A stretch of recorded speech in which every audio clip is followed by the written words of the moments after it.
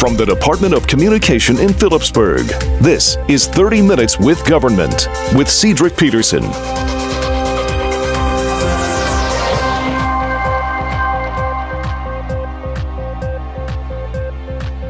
Construction and beautification continues at the new government administration building on Pawn Island.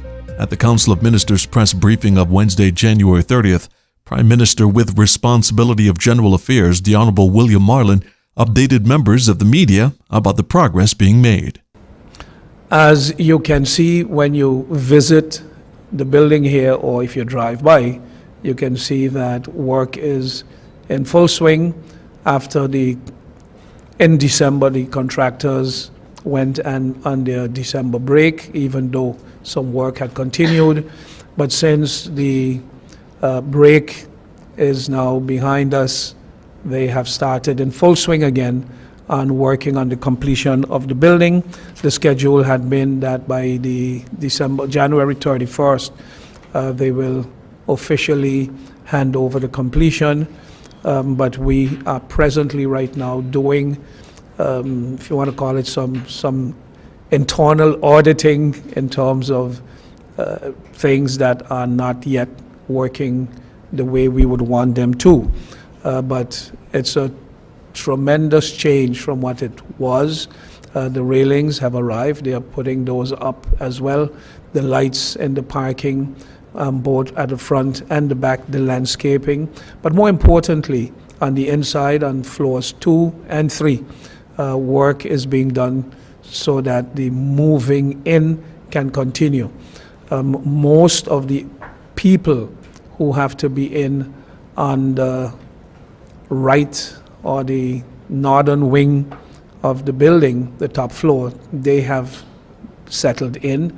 And now we are concentrating on a moving plan for the second and the third floor. The bottom floor we have also been using, but that too has to be fitted in for the purpose that it will serve. If you look at the immediate entrance, when you come in, you can see there also that a panel is now being put in place where we will have a beautiful panel that is an electronic board that will change, or we can change it as we would want to. So if on Wednesdays we want to say welcome to our friends in the press, we put it, and if we want to say welcome, we say that also. Prime Minister William Marlin. On Tuesday, January 24th, the Council of Ministers received a presentation by representatives of the Department of Economy, Transportation and Telecommunication in the person of Department Head Ms. Lucy Gibbs, the department's 2 senior policy advisors, Ms. Makisha Brooks and Mr. Jude Houston, and the Director of Credits, Mr. Elwin Groneveld. The functioning and sustainability of the program Credits was explained to the Council. Ms. Lucy Gibbs, while speaking to 30 Minutes with Government, gave some historical background that led to the recommendation and soon eventual use of the Credits program to help grow small-medium enterprise on St. Martin. In 2014, the Ministry approved an SME policy, which is small, medium enterprise, and the whole idea is to promote SME development. We recognize on St. Martin that 80% of all businesses, that's the actual number of businesses on St. Martin, can be classified as small businesses, small and micro businesses. And in our research and discussion with them, there was always 2 points that always came up. Access to available to knowledge and information. For example, how do I write a business plan? How do I do a market research? How do I plan? That was always a question. And a lot of the times, even though we have companies and organizations that might provide that, they can't afford it. And then the second issue is access to affordable financing. We have great commercial banks here, but their business model is different. So a person who needs a $5,000 loan, a $10,000 loan, who's just starting out and who don't have any collateral, which is anything to secure the loan, won't necessarily qualify at our commercial banks. So they need access to microfinancing, and that's what it is. So the ministry set out to try to solve those two issues. We have already embarked on several free training programs. We started in the latter half of 2016, and we did this in collaboration with EU-funded program COSME, which is part of the 10th EDF. And they provide us with all their trainers, and we facilitate making sure that it gets done, the promotion, marketing, etc. And in 2017, we're also doing all through the year, started at the end of this month, the end of January 2017, we will be doing workshops. And all of these workshops are free to all small businesses, anybody who think they are a potential small business, or anybody who's already, so they're free. And then the next challenge was, how do we get them that access to financing? And that's where credits came in. We did some research, and we found a really great program that initially started in the Netherlands back in 2009. And it's a facility that provides specifically geared at helping the needs of small and micro businesses, because their needs are very, very special. Not special, but different. Mm-hmm.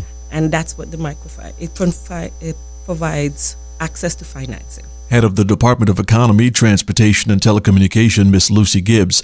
Meanwhile, 30 Minutes with Government also spoke with Chief Executive Officer of Credits, Mr. Elwin Groneveld, who gave some historical background about his company and how the company helps economies using microfinancing. Okay. Credits started in 2009. And why? Because I worked for more than 15 years with commercial banks. And what I saw there is a huge market gap between the needs of starting entrepreneurs and the services of commercial banks. And why? Because it's very expensive to do all the huge work to provide a loan to a small entrepreneur. And it's not profitable enough for a bank in order to do so. And the other point is that a bank will just provide for a loan, but not any mentoring or coaching or all kind of attention what a starting entrepreneur needs.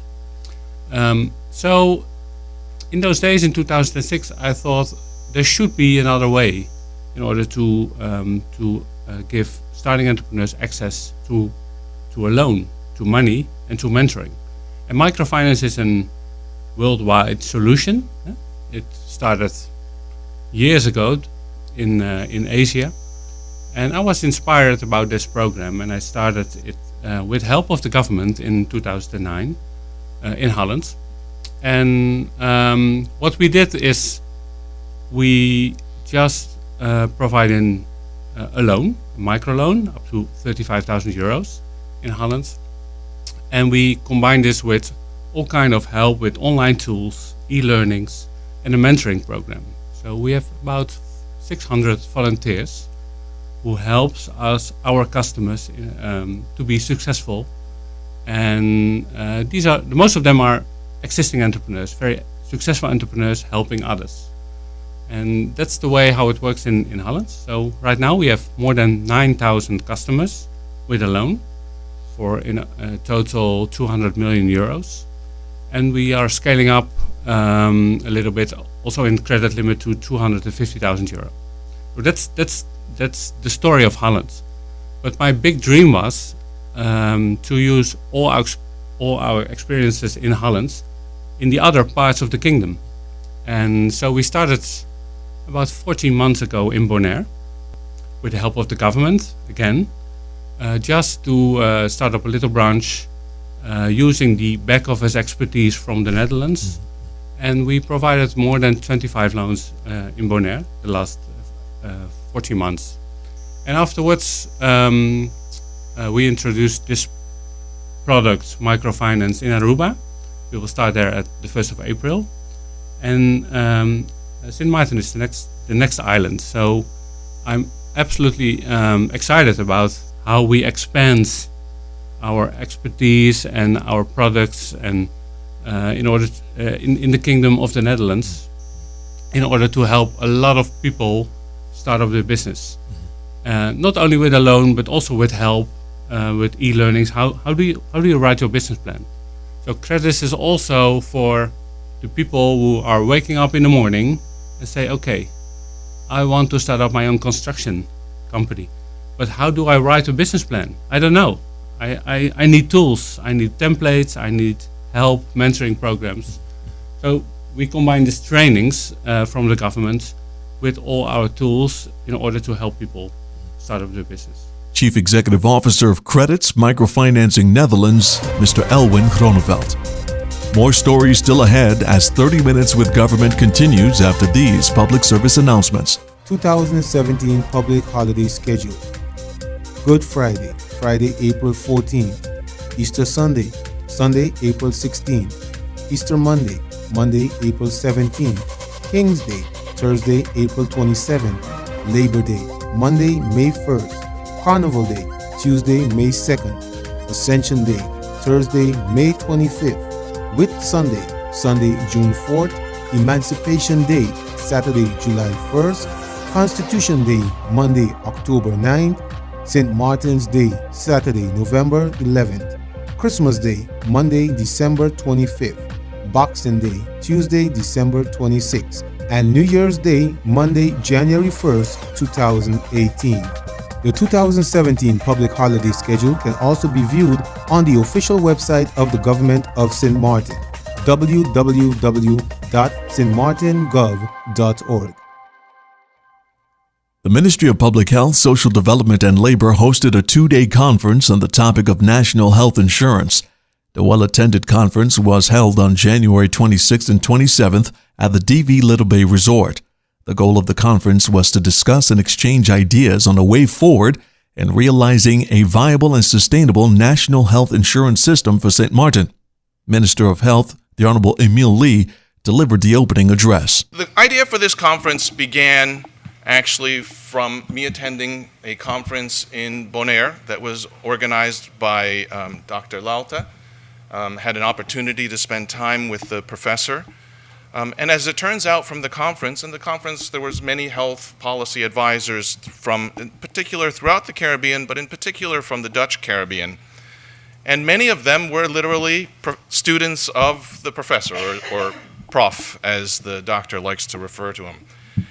So the level of respect, the level of experience, many of the documents we've read in preparation for this were authored by or co-authored by the professor. So, when I was there at the conference, it became very clear to me that there is a wealth of information in the Caribbean.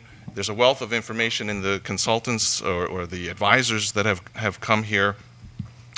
And as I believe is the case, it's always better to learn from other people's successes and failures. So before we go and design a system in a bubble, in a vacuum, it always makes sense to listen to others, listen to what they've done, and if we can, learn from their successes and failures. And I think that's the objective of our conference here, is to really try and learn, and with the understanding that, I think in the end we are all here after the same goal, which is the wellness of our people, a goal to manage the scarce resources that we have. Resources are always finite, they're always limited, in particular in St. Martin. And to manage those resources in the best possible way that we can get the best health outcomes for our population. I'd like to make sure that I identify there's a bit of a distinction in what we're talking about. We're talking today about national health insurance, which is only a part of national health reform. As we all know, there's certainly a lot of room for improvement in our community in the way healthcare is delivered, in the way healthcare is paid for, in the way that the outcomes are measured, reported. There's all types of things that have room for improvement in our community. And many of those things are being addressed in national health reform, which is a process that is parallel to this process, and a process that has to continue regardless of how the discussions on national health insurance progress, at what speed, how it progresses. Those reforms need to happen, and they are happening parallel, but they're not the core focus of our discussions for the next 2 days.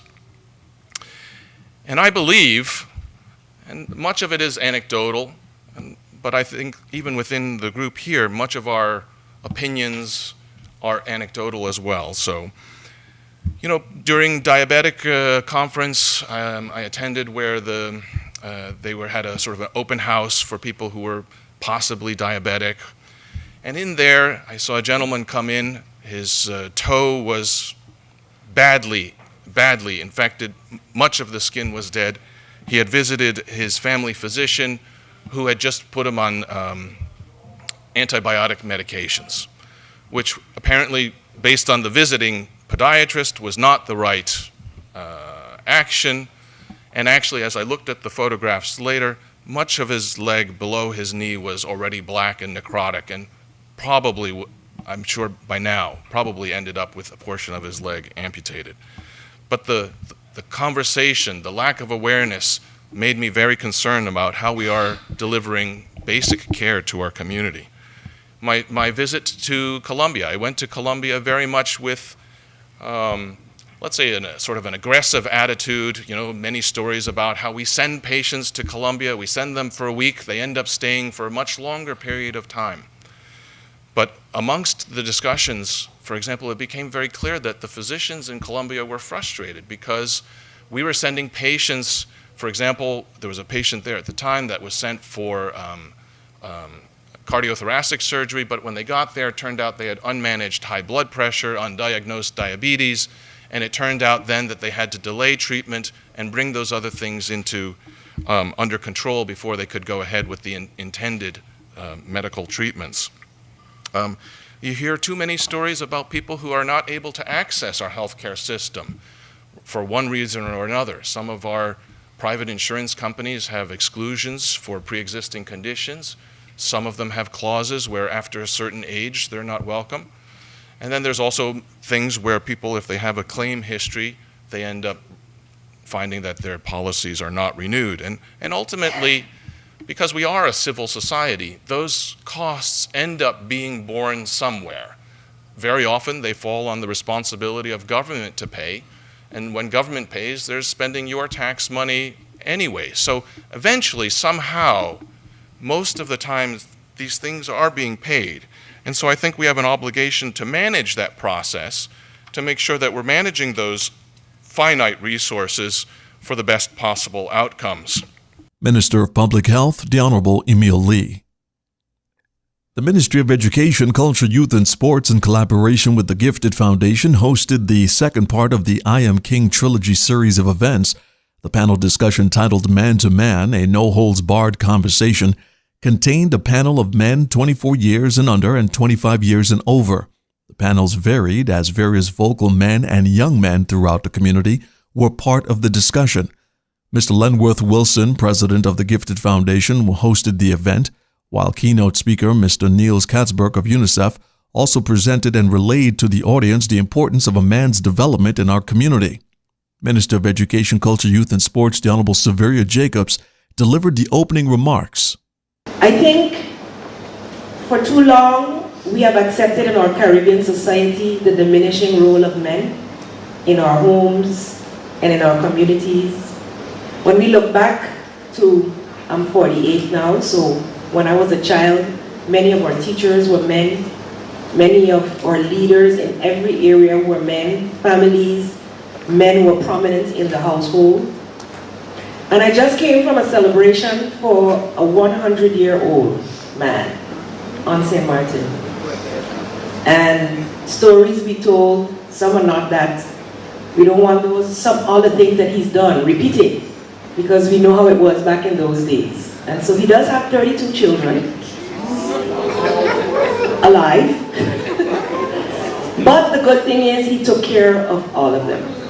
And so despite the circumstances under which they were created, and the several families, that have been created as a result of such, they are continuing to make an impact on this world. I'm talking about none other than Mr. Freddie Young. And he's still going, he's still making jokes. And I said to them just now, I said, you would be doing him a disservice if you do not record, if you do not put some of the good things, especially the good things, and maybe even warning of some of the bad things to keep our young men on the straight and narrow. He is here with us for a reason, so let's make sure we learn all the lessons that we can from him. And so this conversation today, I am truly in support of the trilogy of events geared towards our young men, which started in December last, and which I must say I'm very thankful. I've worked for a while with the young king to my left, Mr. Wilson, with his Gifted Foundation, and knows his dreams and his goals. And I'm just hoping that as a result of this, you do not feel the need to wait on the youth department, Gifted Foundation, the minister, the ministry, government, to take positive actions to positively influence other males in your life or who might just happen to come in contact with you. You do not even know when you are a role model. Some of us think it's only when we're in this position. But our children, and I say both the females and males, are looking at us all the time. They're looking at us in our homes. They're looking at us in our day-to-day activities as we walk the streets, shop in stores, the way we treat people. And we expect them to do differently to what we are saying. Culturally, we know that do as I say and not as I do thing does not work. Majority of us do what we see, and some of us maybe experienced something and was like, I'm not going to do that to my child. And by subconsciously, you find yourself doing it. How many of you can say that? Or and doing anything, it doesn't have to be to your child. I will never do that. See something, I will never do that. I will never go down that road. But we are human, we are frail. But by the glory of God, He gives us chances to rectify those mistakes. And so I'm happy to be here to open this ceremony, to this discussion today. I'm happy that we have DCOM here, thank you, to be able to record it so that even though the crowd in here may not be large, it will have a far reach. So I'm not saying that to say, be careful what you say. No, it's a no holds barred. And I was warned by a very senior and vocal member of the community, Mr. Haverton. He's like, I have another event, but this is long overdue, right, Mr. Haverton? And I want to be there. And when he walked in, he's like, you see, I came. And this is what we want. We want the men in our society to feel a need to share, to help our communities to grow.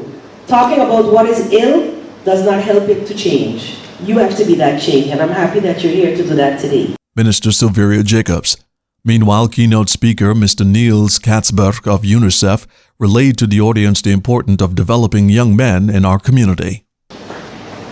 I remember there were times when children had to sit in a corner and be silent. And if they wanted to speak, shh. When the big people, when the older people speak, you stay silent there in the corner. And they were supposed to be there. And if they tried to look carefully, why are you looking at me? You could hear even things like that. And eventually things started perhaps changing a little bit, and we started seeing that we wanted the young people to participate. So we would invite them perhaps in a church to participate in something, or in the school we would ask them, please do this or that. We started engaging them in participation, sometimes even in parliament. We would like them to say a few words, whatever. We started increasing their participation. But we need to make the big step of what I would call youth development, which is very, very different. You know, when a mother has, a bird mother has a little bird that wants to start flying, she isn't giving her a long set of lessons over many days and months. She just kicks the bird out of the nest, and out the bird has to fly. And I think sometimes we might not have done that sufficiently, but at the same time with the sufficient care that if you see that the bird is not able to fly, you fly down below and provide the support that's needed to that bird. And what does that mean in our society today? And I think That's where we need to see how we can increase the dialogue. Our final story highlights the official opening of ACU Credit Union St. Martin. The 55-year-old Curacao-based credit union has now officially opened on Saturday, January 28th at the credit union's official business address, 77 Bush Road. Prime Minister, the Honorable William Marlin, delivered his opening address where he focused his message on the importance of saving. From the 35 public servants that began the ACU, the Amtenara Credit Union, in 1962, the ACU has grown into a cooperative with a membership of somewhere over some 17,000 or more, making it, to what I was told, the largest credit union in the Kingdom of the Netherlands. One of the things that I particularly like about the motto of the ACU is that it says, not for profit, not for charity, but for service. That service is based on two pillars: encouraging your members to save at the highest interest rates on the market and offering them financial support through loans at the most favorable rates available. Allow me therefore to say a few words about saving. I was raised to have respect for money, not to bad spending, to save some pennies every often as you can, because saving was a way of rejecting the banalities of the present for the pleasures of a secured future. Saving is a way of educating our children not to shun the good things of life, but to make their lives good by putting away something on a regular basis. A pioneering US research scientist, Thornton T. Munger, put it best when he said the following: the habit of saving in itself is an education. It fosters every virtue, teaches self-denial, cultivates the sense of order, trains to forethought, and so broadens the mind. If saving is so good, then why is it that we have virtually abandoned the art of saving? Well, perhaps it is because saving demands discipline. For me and for many in my generation, that discipline began at home with a proverbial piggy bank. Which child dared spend that dime on a candy bar when he had a piggy bank at home?